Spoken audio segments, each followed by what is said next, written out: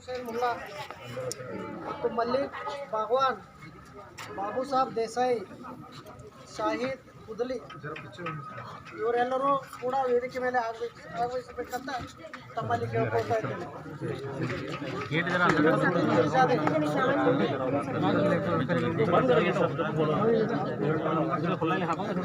ಪ್ರಕಾಶನ ಸ್ವಲ್ಪ ಹಿಂದಾಗಿದೆ, ಸ್ವಲ್ಪ ಹಾಂ.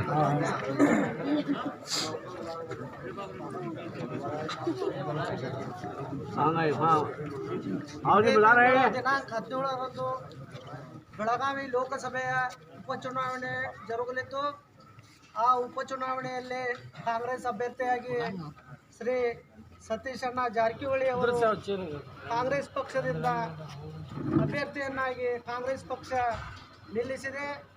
ಆದ ಕಾರಣ ತಮ್ಮೆಲ್ಲರನ್ನು ಉದ್ದೇಶಿಸಿ, ಮುಸ್ಲಿಂ ಬಾಂಧವರನ್ನು ಉದ್ದೇಶಿಸಿ ಮಾತನಾಡಲು ಮೈಸೂರಿನಿಂದ ಮೈನಾರಿಟಿ ಅಲ್ಪಸಂಖ್ಯಾತರ ರಾಜ್ಯ ಉಪಾಧ್ಯಕ್ಷರಾಗಿ ಇಲ್ಲಿ ಮೈಸೂರಿನಿಂದ ರಫೀಕ್ ಅಹಮದ್ ಅವರು ಆಗಮಿಸಿದ್ದಾರೆ. ಅವರಿಗೆ ತಮ್ಮೆಲ್ಲರ ಪರವಾಗಿ ಜಾಮಿಯಾ ಮಸೀದಿಯ ಎಲ್ಲ ಸದಸ್ಯರ ಪರವಾಗಿ ಅವರನ್ನು ತುಂಬು ಹೃದಯದಿಂದ ಸ್ವಾಗತವನ್ನು ಕೋರುತ್ತೇನೆ.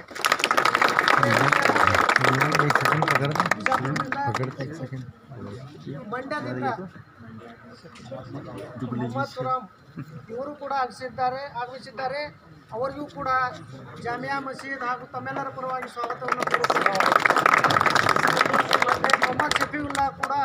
ಪ್ರೊಫೆಸರ್ ಮೊಹಮ್ಮದ್ ಶಫೀವುಲ್ಲಾ ಅವರು ಕೂಡ ಆಗಮಿಸಿದ್ದಾರೆ. ಅವರು ಕೂಡ ತಮ್ಮೆಲ್ಲರ ಪರವಾಗಿ ಸ್ವಾಗತವನ್ನು ಕೋರುತ್ತಾ, ಈ ವೇದಿಕೆ ಮೇಲೆ ಇದ್ದಂಥ ಈ ಮುತವಲ್ಲಿ ನೂರ್ ಪೀರ್ಜಾದೆ ಹಾಗೂ ಇನ್ನುಳಿದ ಎಲ್ಲ ಗಣ್ಯಮಾನ್ಯರಿಗೆ ಸ್ವಾಗತ ಕೋರುತ್ತಾ, ಇದೇ ತಿಂಗಳು ನಡೆಯುವ ಉಪಚುನಾವಣೆಗೆ ಕಾಂಗ್ರೆಸ್ ಪಕ್ಷದಿಂದ ಸತೀಶಣ್ಣ ಜಾರಕಿಹೊಳಿ ಅವರು ಸ್ಪರ್ಧಿಸಿದ್ದು, ಅವರ ಕಾರ್ಯ, ಅವರು ಆರ್ಥಿಕವಾಗಿ, ಶೈಕ್ಷಣಿಕವಾಗಿ ಹಾಗೂ ಎಲ್ಲ ರೀತಿಯಿಂದಲೂ ಕೂಡ ತಮಗೆಲ್ಲ ಗೊತ್ತು ತಿಳಿದ ಹಾಗೆ ಕಳೆದ ಬಾರಿ 2019ರಲ್ಲಿ ನೆರೆಹಾವಳಿ ಬಂದಾಗ ಕೂಡ ಅವರ ಸತೀಶ್ ಫೌಂಡೇಶನ್ದಿಂದ ಗೋಕಾಕೂರಲ್ಲಿ ಬಹಳ ನೆರೆಹಾವಳಿ ಆಗಿತ್ತು. ಆ ವೇಳೆಯಲ್ಲಿ ಅವರು ಬಹಳ ಎಲ್ಲ ಬಡ ಜನರನ್ನು ಎಲ್ಲರಿಗೂ ಕೂಡ ಸಹಾಯ ಮಾಡಿದ್ದಾರೆ.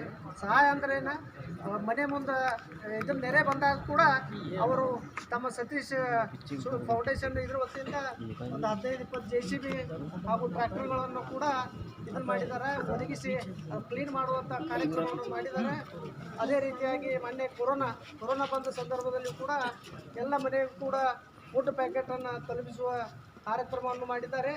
ಅದೇ ರೀತಿಯಾಗಿ ಕಾಂಗ್ರೆಸ್ ಪಕ್ಷ ಅವರು ಸೂಕ್ತ ಅಭ್ಯರ್ಥಿ ಅಂತ ತಿಳಿದು ಈ ಬೆಳಗಾವಿ ಲೋಕಸಭೆಗೆ ನಿಲ್ಲಿಸಿದ್ದಾರೆ. ದಯವಿಟ್ಟು ತಾವು 17ನೇ ತಾರೀಕಿನಂದು, ಈ ಬರುವ ತಿಂಗಳ 17ನೇ ತಾರೀಕಿನಂದು ಕಾಂಗ್ರೆಸ್ ಪಕ್ಷ ಕ್ರಮ ಸಂಖ್ಯೆ 2 ಅದರ ಗುರುತು ಹಸ್ತಕ್ಕೆ ಮತ ಕೊಟ್ಟು ಅವರನ್ನು ಅತ್ಯಧಿಕ ಮತಗಳಿಂದ ಚುನಾಯಿತರನ್ನಾಗಿ ಮಾಡಬೇಕಂತೇಳಿ ತಮ್ಮೆಲ್ಲರಿಗೂ ಕಳಕಳಿಯಿಂದ ಕೇಳುತ್ತೇನೆ.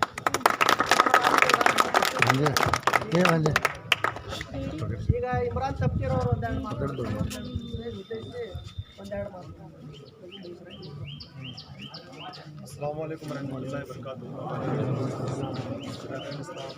कट्टप्रभा के सभी नाज़रीन को हमारे जोर से बोले जरा अली जनाब नजीम जावेद AICC चेयरमैन साहब और हमारे कर्नाटक के incharge AICC coordinator minority department और PCC माइनॉरिटी डिपार्टमेंट के Karnataka state incharge doctor Zafar Khan साहब के अध्यक्षता में और स्टेट चेयरमैन सईद अहमद जद के आदेश के मुताबिक आज पूरे बेलगाम लोकसभा इलेक्शन में हमारे रफ़ीक साहब जो स्टेट वाइस चेयरमैन है, उनका भी मैं तहे से इस्तकबाल करते हुए मुख्तसर अंदाज में बात खत्म करना चाहूँगा कि आज मुल्क की हालत बद से बदतर हो चुकी है।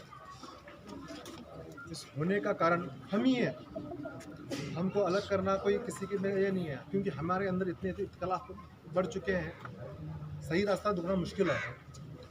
इसीलिए इस देश को बचाने के लिए, किसानों को बचाने के लिए, महिलाओं को बचाने के लिए, इस देश के विद्यार्थियों को बचाने के लिए, इस आने वाली पीढ़ी को बचाने के लिए हमें संविधान को बचाना है।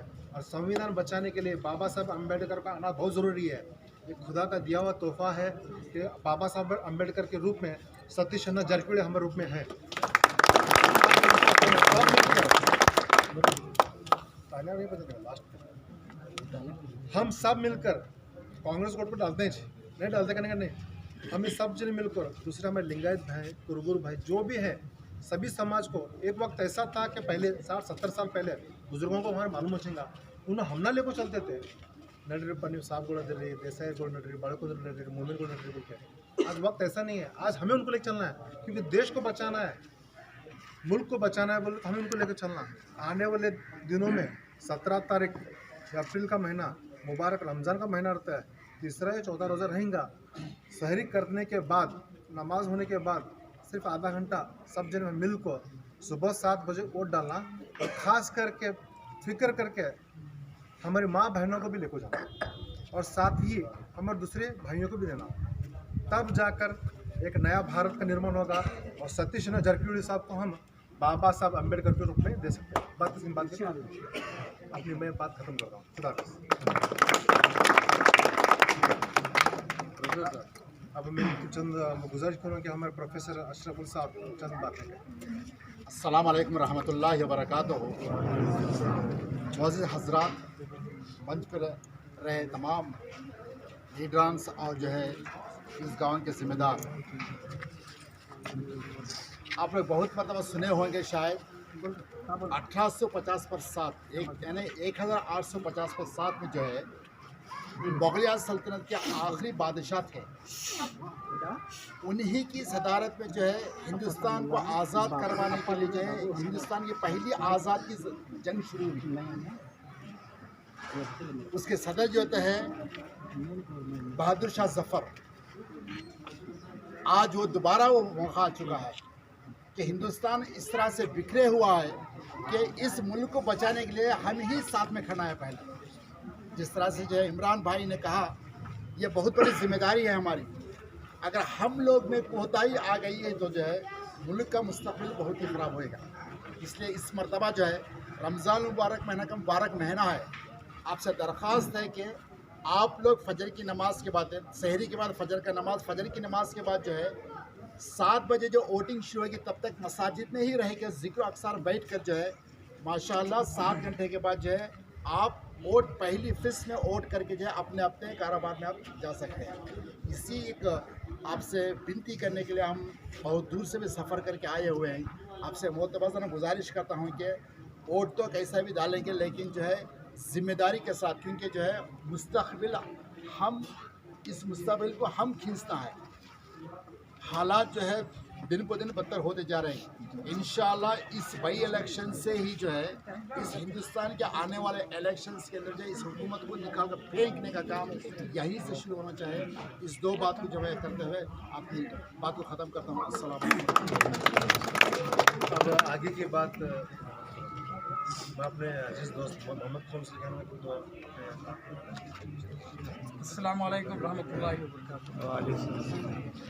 अजीज़ दोस्तों, भाइयों, बुजुर्गों, बिस्मिल्लाहिर्रहमानिर्रहीम। इय्याका नअबुदु व इय्याका नस्तईन। इय्याका नअबुदु व इय्याका नस्तईन के माने शायद आप सब लोगों को मालूम होगा। ऐ अल्लाह, हम तेरी ही इबादत करते हैं और तुझी से मदद मांगते हैं। सब कुछ करने वाली ज़ात अल्लाह की है, लेकिन अल्लाह हमें भी अक्ल सलीम दिया है कि क्या सही है क्या गलत है, ये सोचने की अल्लाह हमारे अंदर सोच दिया है। इसीलिए हिंदुस्तान के हालात तो जब से मोदी की गवर्नमेंट आई है इस पर भी मुसलमानों की हालत बद से बदतर होती जा रही है। पहले ही हमारी हालत बदतर है, समाजी, माशी और तालीमी, इन तीनों मैदानों में हमारी हालत पहले से भी बदतर है। और ये जब गवर्नमेंट आई इसके बाद में तो हमारी हालत बद से बदतर हो गई है। अब क्या हुआ, सिद्धरामैया साहब थे हमारे कर्नाटका में, जब उन्होंने अक़लियतों के लिए तकरीबन 3,800 या 3,700 करोड़ रुपए का बजट दिए थे हमने, हमारी तालीमी, माशी और समाजी जो भी हालात हैं वो सुधारने के लिए 3,700 करोड़ का बजट दिए थे। लेकिन अभी अभी हाल ही में हमारे येडियुरप्पा साहब ने हमें 3,000 करोड़ रुपए काट दिए, अब 700 करोड़ रुपए दिए, वो भी आते ही नहीं, वो भी मालूम नहीं। क्योंकि कहीं अब अगर हमें हिंदुस्तान में कुछ करना है तो हमारे बच्चों को तालीम ज़रूर देना है। अगर आप भूखे भी रह जाएं कोई बात नहीं, अपने बच्चों को अच्छी से अच्छी तालीम दो। हमारे बच्चों को IAS ऑफिसर बनाओ, IPS ऑफिसर बनाओ, SI बनाओ, ये पुलिस डिपार्टमेंट में भेजो, कमिश्नर बनाओ, सब कुछ बनाओ। आप एक वक्त का खाना मत खाओ, लेकिन बच्चों को ज़रूर पढ़ाओ। अगर हमारे बच्चे पढ़कर कल कोई आला ओहदे में जाएंगे तो इंशाअल्लाह मैं ज़रूर कहता हूँ वो बच्चों के अंदर कौम की फ़िक्र आएगी। इंशाअल्लाह एक अगर कौम की फ़िक्र करने लगेगा वैसे ही 10 करेंगे, इंशाअल्लाह 100 करेंगे, 1000 करेंगे। हमारी कौम में इंशाअल्लाह हर तरह से बेदारी पैदा हो जाएगी। इसके लिए क्या है, हिंदुस्तान की हालत तो आप बेहतर जानते हैं। अब छोड़ो ये बात, 2019 में अक्टूबर से तो मार्च तक कितना ख़राब था मामला, CAA NRC को लेकर के कितने हालात आए हमारे ऊपर। लेकिन वो तो अल्लाह का पता नहीं क्या हुआ, अल्लाह ने एक वायरस छोड़ा, उसके बाद में सबके दिमाग में कोरोना है नहीं। लेकिन यहाँ क्या है, एक इस मौके